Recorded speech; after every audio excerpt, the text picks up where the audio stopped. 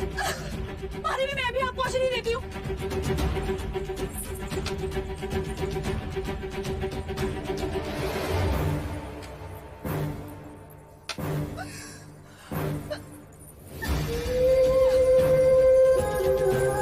महादेवी ने तो औषधि ली ही नहीं।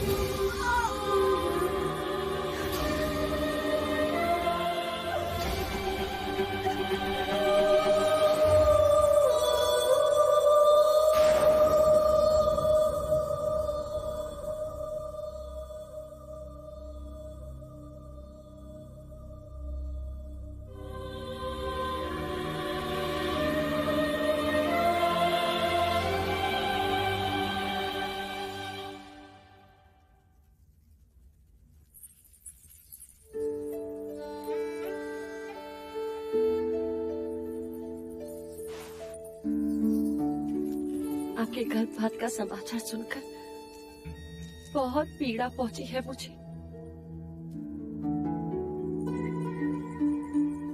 मैंने सारे प्रश्न ही मिटा दिए मंगला दीदी। अब रामकृष्ण को एक साथ एक ही में देखेंगे। बस एक ही आंख होगी शकुन वाली। अंजलि रानी, आपने तो उस दिन सहज कह दिया था कि महादेवी का ध्यान अब युवराज सिद्धार्थ पर नहीं होगा। बस तब से कह रही थी कि मंगला दीदी ने मेरी आंखें खोल दी।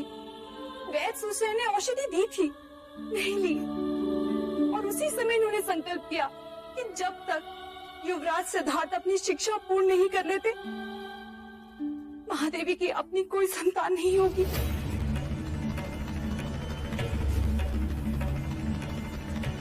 इतना बड़ा त्याग।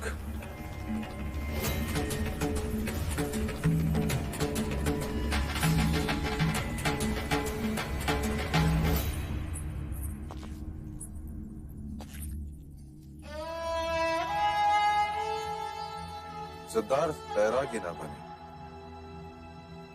उस पर दुख की छाया ना पड़े, इसके लिए मैंने क्या कुछ उपाय नहीं किए। यहां तक कि मैंने यह भी नहीं सोचा कि शाक्य कुल का इतिहास मेरे विषय में क्या कहेगा। परंतु मेरे सभी प्रयत्न पर भारी है तुम्हारा ये त्याग देवी। देव, मैंने तो पुत्र प्रेम में केवल नगर खाली करवाया देवी।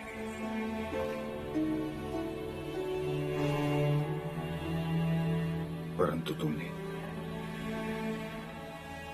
युवराज सिद्धार्थ के लिए अपनी कोख खाली कर दी। ये प्रमाणित कर दिया कि संबंध केवल रक्त से नहीं, प्रेम से भी बनते हैं।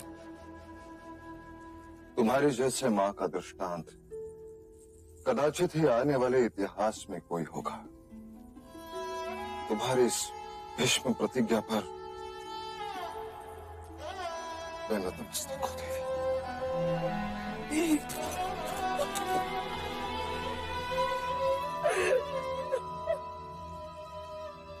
अब युवराज सिद्धार्थ के सम्राट बनने में मुझे कोई संदेह नहीं, कोई संदेह नहीं।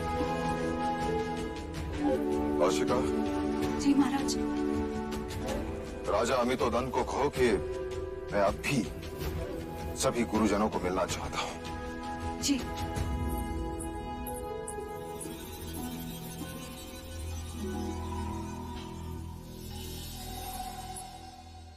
गुरुवर्य कौंडिन्य, कैसे चल रहा है शाक्य कुमारों का प्रशिक्षण? उत्तम, अति उत्तम महाराज। कुमार सिद्धार्थ को वेदों की प्रत्येक ऋचा स्पष्ट अर्थ सहित कंठस्थ है। ओम पूर्णमदः पूर्णमिदं पूर्णात् पूर्णमुदच्यते पूर्णस्य पूर्णमादाय पूर्णमेवावशिष्यते। ओम शांति शांति शांति। अप्रतिम। वेदों से संबंधित कुमार सिद्धार्थ के जटिल प्रश्न हमें सावधान रखते हैं महाराज। सत्य प्रत्यक्ष भी होता है, परोक्ष भी। ये विद्या हम नहीं समझे। दो सत्य। क्या तुम इसका उत्तर दे सकते हो सिद्धार्थ? ज्येष्ठा, प्रत्यक्ष सत्य वो होता है जिसका प्रमाण तुम दे सकते हो। अर्थात वर्षा हुई और नदी का जल स्तर बढ़ा। पर परोक्ष सत्य अर्थात वर्षा नहीं हुई फिर भी नदी का जल स्तर बढ़ा। ऐसे कैसे? क्योंकि पहाड़ों में वर्षा हुई और पानी नदी में बह गया और नदी का जल स्तर बढ़ गया। जिस सत्य का हम प्रमाण नहीं दे सकते वो परोक्ष सत्य है। महाराज, अश्व सवारी में भी अति निपुण है युवराज।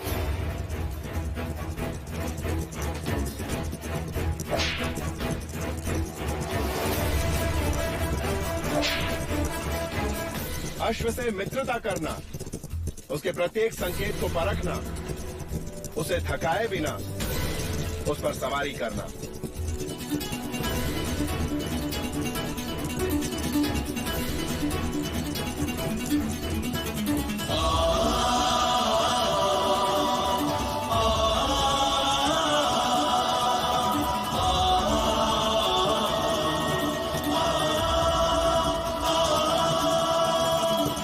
चातुर्य अद्भुत, संगीत ज्ञान अकल्पनीय, नृत्य की भाव भंगिमाओं की भी जानकारी है और शब्दों से ज्यादा आंखों से बात करते हैं युवराज। और शस्त्र अभ्यास आयुध विद्या में कितने पारंगत हैं युवराज?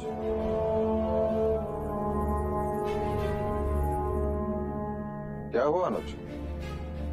नहीं महाराज, युवराज को शस्त्र अच्छे नहीं लगते।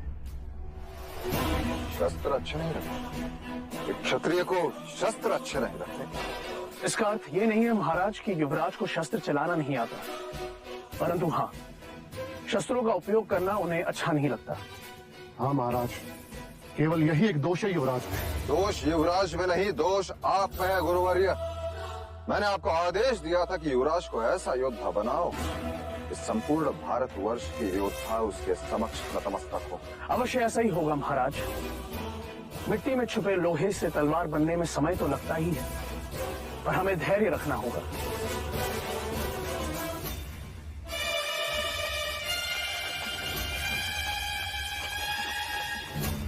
ये आग कैसे लगी? गुरुजी, हम कुटिया बना रहे थे, अचानक देवदत्त भैया ने आके उसमें आग लगा दी। हाँ गुरुजी, उस वक्त चलना कुटिया के भीतर था। देवदत्त, देवदत्त, क्या तुमने ये किया? हाँ, क्यों? आपको पाप से बचाने के लिए। कुटिया बनाते समय अछूत चन्ना ने मदद की थी, इस कारण। केवल इस कारण तुमने कुटिया जला दी? हाँ गुरुजी, अछूत के हाथों बनी कुटिया में आपको कैसे रहने देता? देवदत्त, तुम्हारी गुरु भक्ति से मैं बहुत प्रसन्न हूँ। आज से तुम्हें एक अधिकार देता हूँ, मेरा मल मूत्र तुम उठाओगे।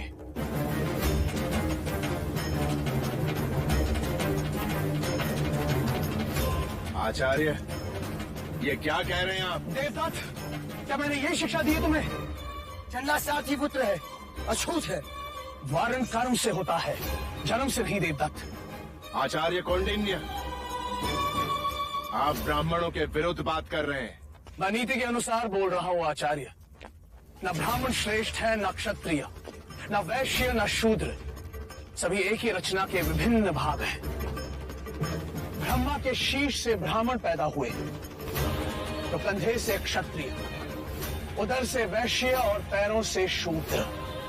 तो क्या पैर और शीश की तुलना की जा सकती है? क्या पैरों के बिना शरीर चल सकता है? सोचो, अगर ये अछूत मलमूत्र उठाना बंद कर दे तो क्या राज्य में मलिनता ना होगी? सारे ब्राह्मण, सारे क्षत्रिय रोगी हो जाएंगे। देवदत्त, अपने आप को क्षत्रिय कहने से पहले सोचो कि तुम में कितना मैल है। और आचार्य अश्वपाल, क्षमा कीजिए, विद्यार्थी के समक्ष गुरुजनों का विवाद पक्षपात का संकेत है। उनकी श्रद्धा घटती है। सिद्धार्थ कहाँ है? गुरुजी, उस तरफ जाते हुए देखा था मैंने उसे। देवदत्त, ये कुटिया तुमने चलाई है, अब तुम ही इसे बनाओगे।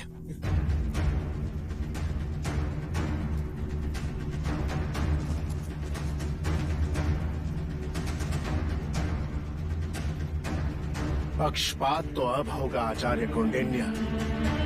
देवदत्त को सिद्धार्थ से कुशल ना बनाया तो मेरा नाम आचार्य अश्वपाल नहीं।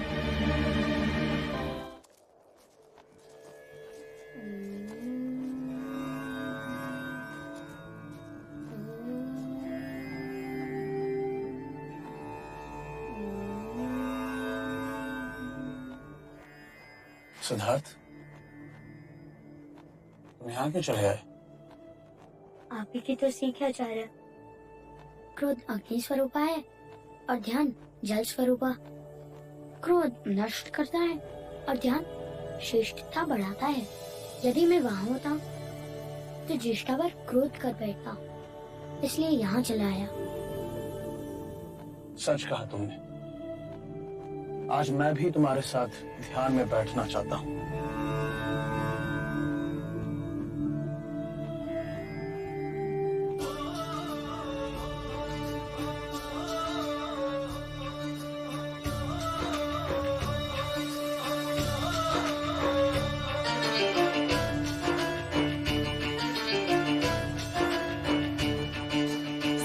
शास्त्र कंठस्थ हुए और जब तब ज्ञान का चलन हुआ।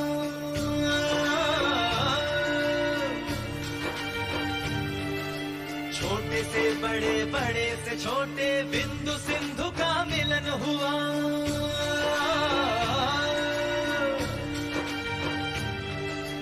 बढ़ने लगी सृष्टि की संपदा, मीन विहत सब मिलने लगे।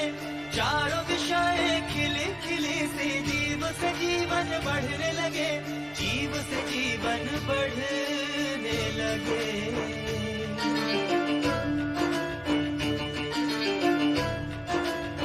हो गति अश्व की, मति मनुष्य की, युद्ध नीति तलवार प्रहार।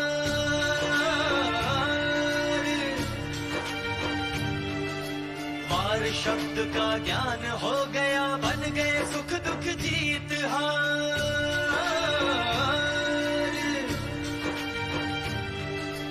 हवन ज्ञान का पूर्ण हुआ, विकसित हुआ ज्ञान भंडार। देखते देखते खिलने लगा, बीज से उपवन का श्रृंगार, बीज से उपवन का श्रृंगार।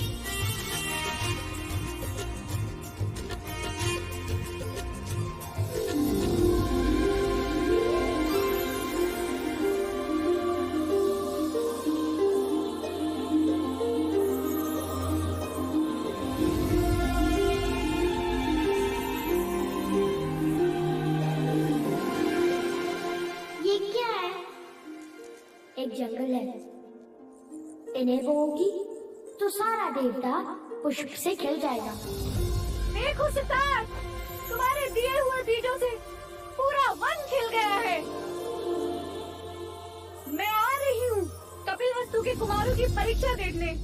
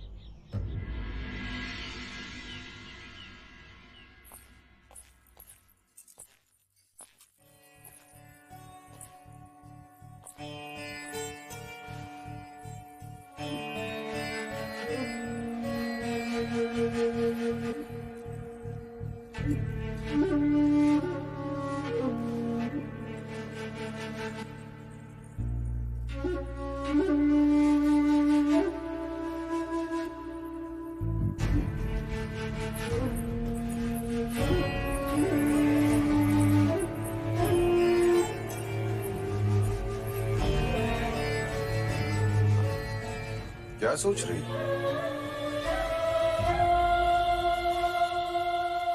तुम्हारे हाथ कांप रहे हैं?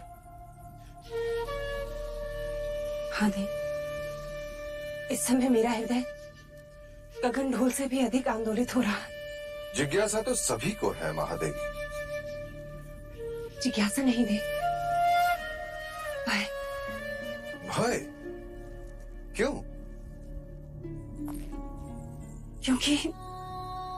क्योंकि आज सिद्धार्थ के साथ साथ मेरी भी परीक्षा है। केवल तुम्हारी नहीं देवी, मेरी, गुरुजनों की, संपूर्ण शाक्य कुल की परीक्षा है। आज कपिल वस्तु के भविष्य और असित मुनि के वचन दोनों को परखा जाएगा। यदि आज सिद्धार्थ ने अपनी क्षत्रियता का प्रमाण नहीं दिया तो मैं अपने आप को कभी क्षमा नहीं कर पाऊंगी देव। तुम चिंता मत करो महादेवी, जो हवन निष्ठा से किया जाता है उसका फल भी अवश्य मिलता है। तुम केवल इतना सोचो कि हमने एक लोहे के टुकड़े को गुरुकुल भेजा था, अब तलवार देखने जा रही हो। चले।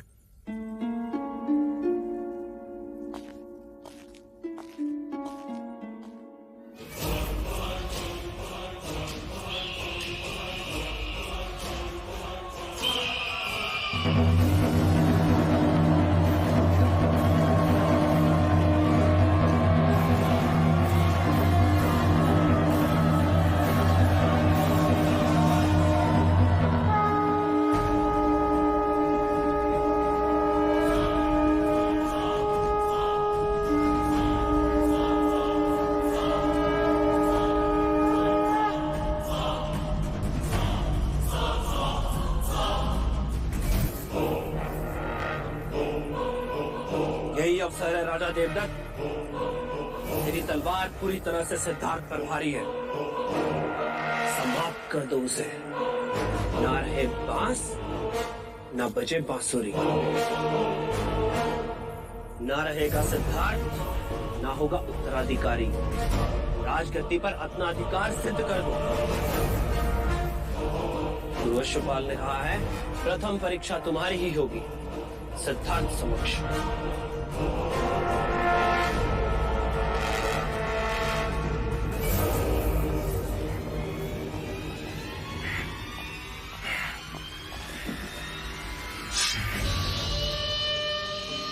तो ये तलवार सिद्धार्थ के रक्त से भीग कर शांत होगी।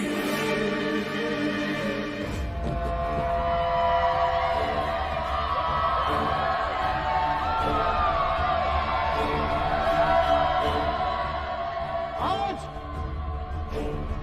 दो की जोड़ियों में प्रतियोगिता होगी। जो श्रेष्ठ होगा वही दूसरे प्रतियोगी के साथ युद्ध करेगा।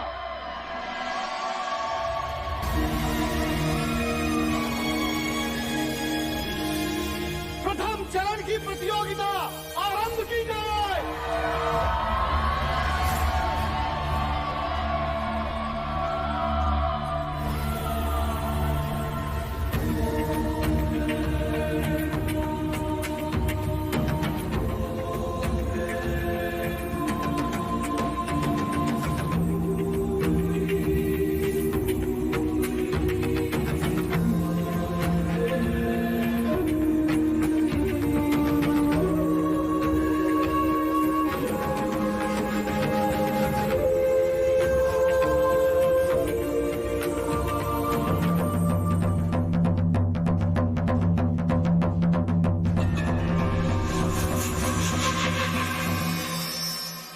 साम दाम दंड भेद मार्ग जो भी हो, परंतु सर्वश्रेष्ठ मेरा देवदत्त ही होना चाहिए।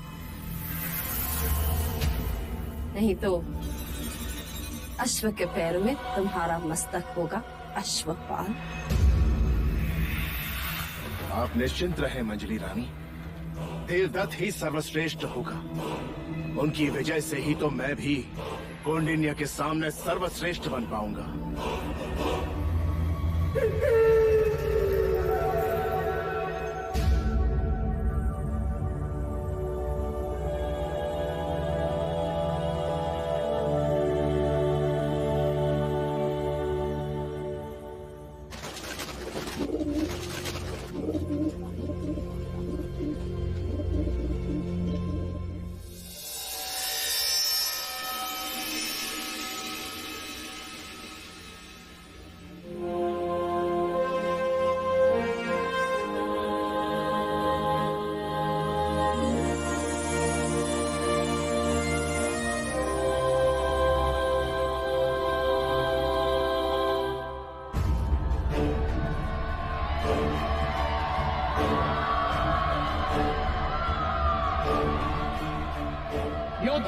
पूर्व परिचय देना पक्षपात होगा। युद्ध में केवल योद्धाओं की योग्यता का परिचय है, इसलिए प्रतियोगियों के मुख नहीं दिखेंगे, दिखेगी केवल उनकी शक्ति, अभ्यास और योग्यता, उनकी चपलता और शस्त्र चलाने की प्रतिभा।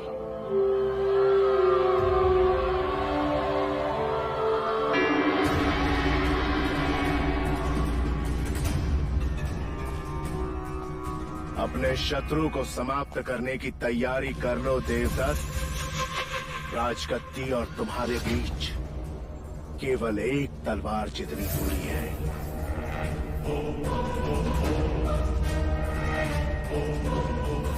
और ज्ञात रहे, युवराज जो मुखौटा पहनेंगे उसका रंग लाल है।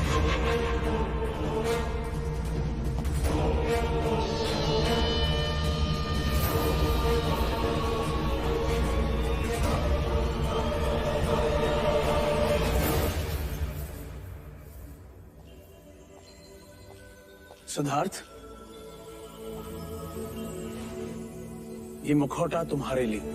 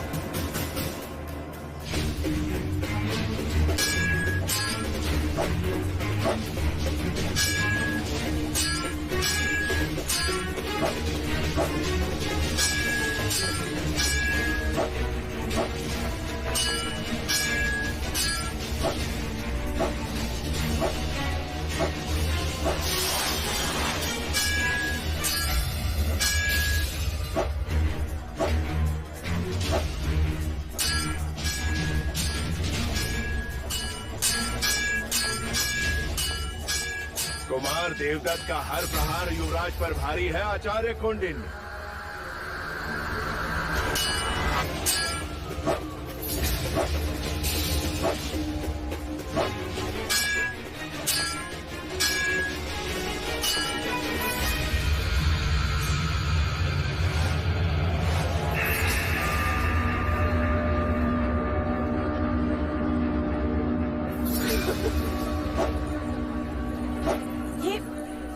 ये छल है। युद्ध में सब क्षमा है प्रजापति, किंतु यह केवल प्रतियोगिता है।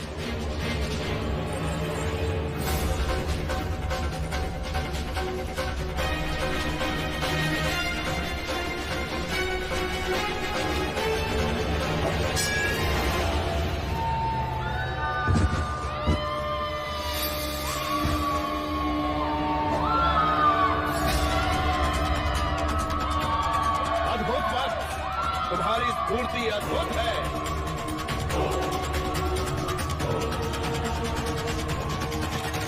क्या कहना है आचार्य कौंडिन्य देवदत्त के बारे में? निसंदेह अद्भुत प्रदर्शन था।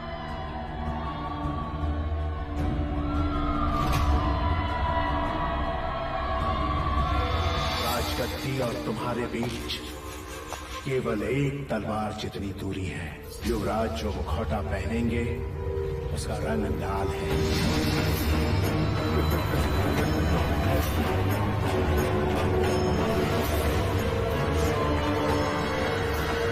अरे क्या करोगे तब? क्या करो? अपने क्रोध पर अंकुश रखो। जाओ यहाँ से।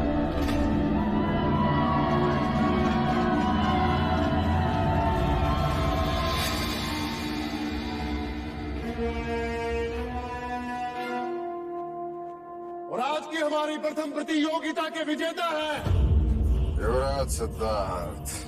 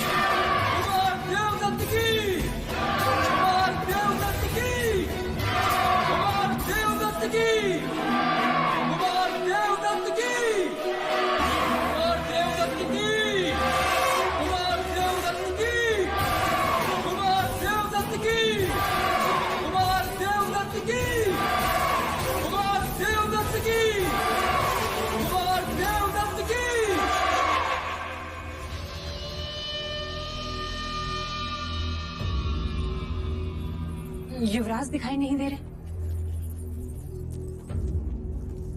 और अब आज की दूसरी प्रतियोगिता आरंभ होती है।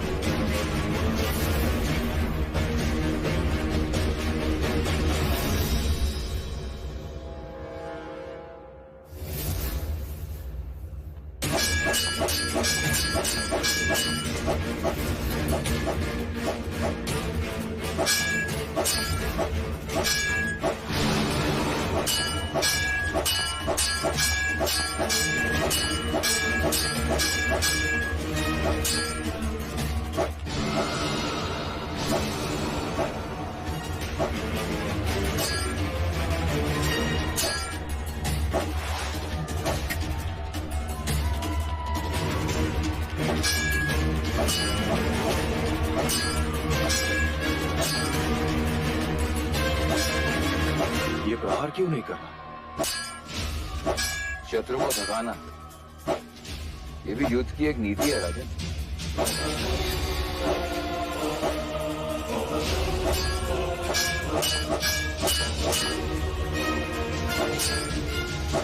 प्रतिभा करो, ये परीक्षा है, प्रतिभा दिखनी चाहिए।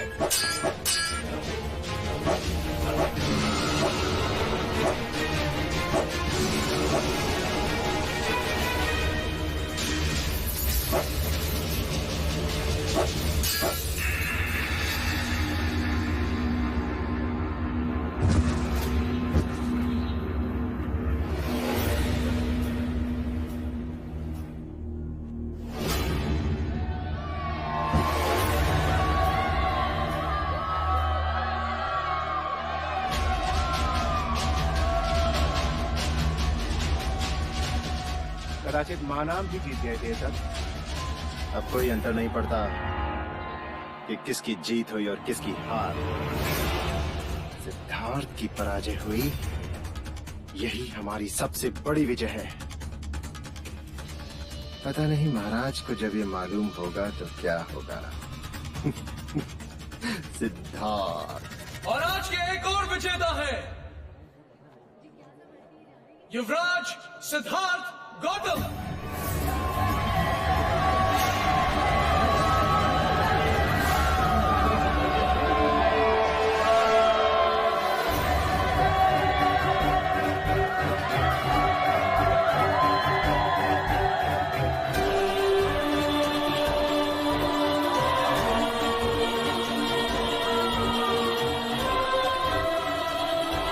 युवराज सिद्धार्थ की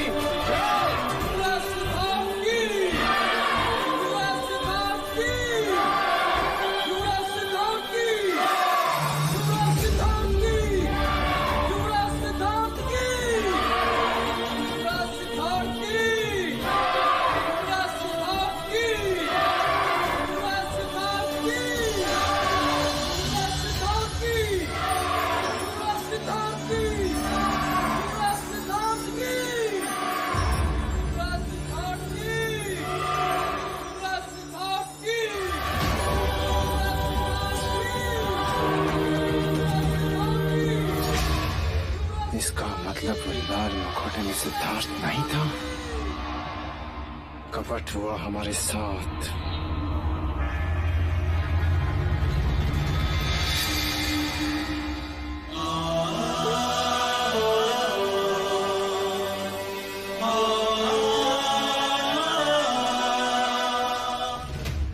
आपने तो कहा था कि लाल मुखौटे में सिद्धार्थ है, तो वो बदल कैसे गया? इसका उत्तर मैं देता हूं आचार्य अश्वपाल। वो मुखौटा लेकर जब मैं युवराज को देने गया, सिद्धार्थ, ये मुखौटा तुम्हारे लिए। गुरुदेव, मेरे मुखौटे का बाल तो टूट गया। कोई बात नहीं, तुम सिद्धार्थ का मुखौटा ले लो। जल्दी करो, प्रतियोगिता का समय हो गया। जी गुरुदेव।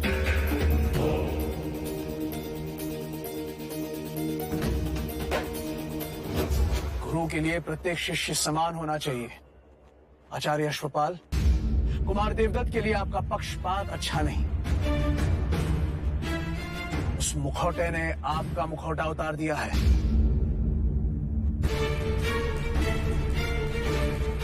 और कुमार देवदत्त, अपने क्रोध पर अंकुश रखो, वरना किसी दिन इस तरह फंस जाओगे कि कोई गुरु तुम्हें बचा नहीं पाएगा।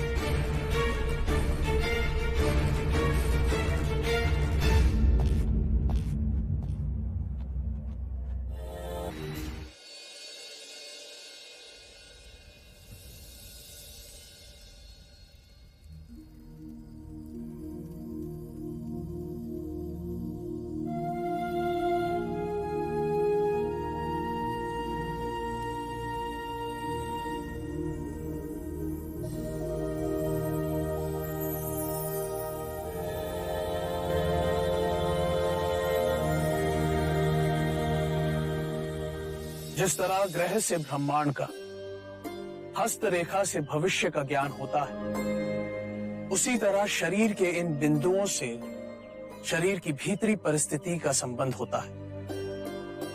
जैसे नाड़ी परीक्षा से चिकित्सक को हृदय की गति का ज्ञान होता है। ये शरीर 10 भागों में विभाजित है। ये मध्य रेखा और दोनों ओर 5-5 विभाग। आज भी बड़े बड़े योगी चिकित्सक इस विषय पर विश्लेषण कर रहे हैं कि शरीर की पीड़ा का उत्तर स्वयं शरीर के पास ही है। हर एक अंग का प्रतिनिधित्व हाथ की हथेलियां और पैर के पंजे करते हैं। ऐसा कैसे हो सकता है? जैसे मस्तिष्क की पीड़ा को दूर करने के लिए आंखों के कोने की दोनों ओर 2 उंगली दूर दबाव देने से पीड़ा में राहत मिलती है।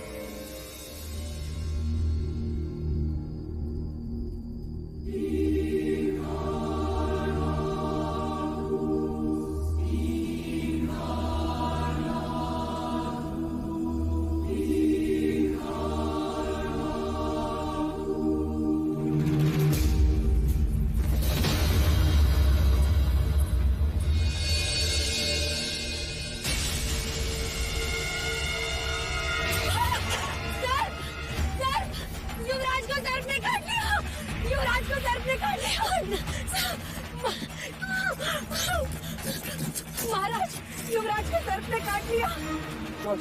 युवराज को भीतर ले चलो और राजवैद्य को तुरंत बुलाओ।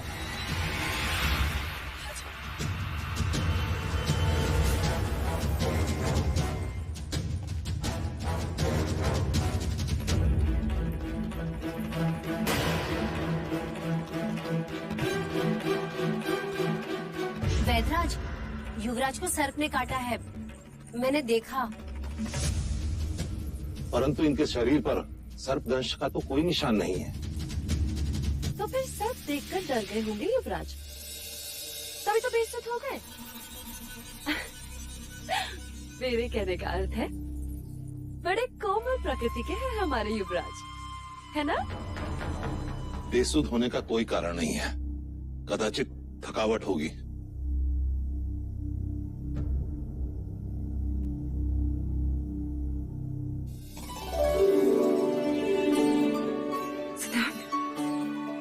अब कैसा लग रहा है युवराज? कुछ नहीं। कुछ नहीं तो अचानक बेसुध कैसे हो गए? चिंता का कोई कारण नहीं है पिताजी। सिद्धार्थ पुत्र। माँ, इस समय मैं आपको कुछ भी नहीं बता पाऊंगा। मुझे तुरंत आचार्य कौंडिन्य के पास जाना होगा। चलो चलो। सिद्धार्थ ये तो बताओ हुआ क्या? निश्चिंत रहे पिताजी, लौट कर बताऊंगा सब कुछ।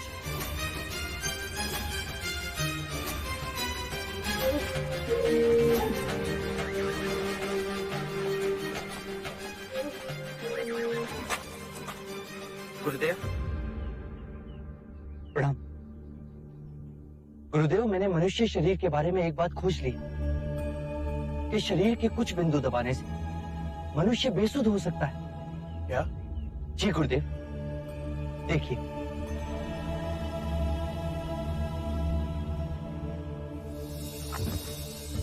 इसे क्या हुआ? चिंता की कोई आवश्यकता नहीं है गुरुदेव, कुछ पल पश्चात इसे सुध आ जाएगी। कैसे कह सकते हो? प्रथम प्रयोग मैंने स्वयं पर किया गुरुदेव। कल रात में बेसुध था। अब हमें युद्ध में शत्रुओं को मारने की आवश्यकता नहीं पड़ेगी। शरीर के बिंदु दबाने से वो बेसुध हो जाएंगे और अनिवार्य हुआ तो हम उन्हें बंदी बनाकर युद्ध जीत सकते हैं। तुम सच में करुणा मूर्ति हो सिद्धार्थ, जो युद्ध में भी अहिंसा को ढूंढ रहे।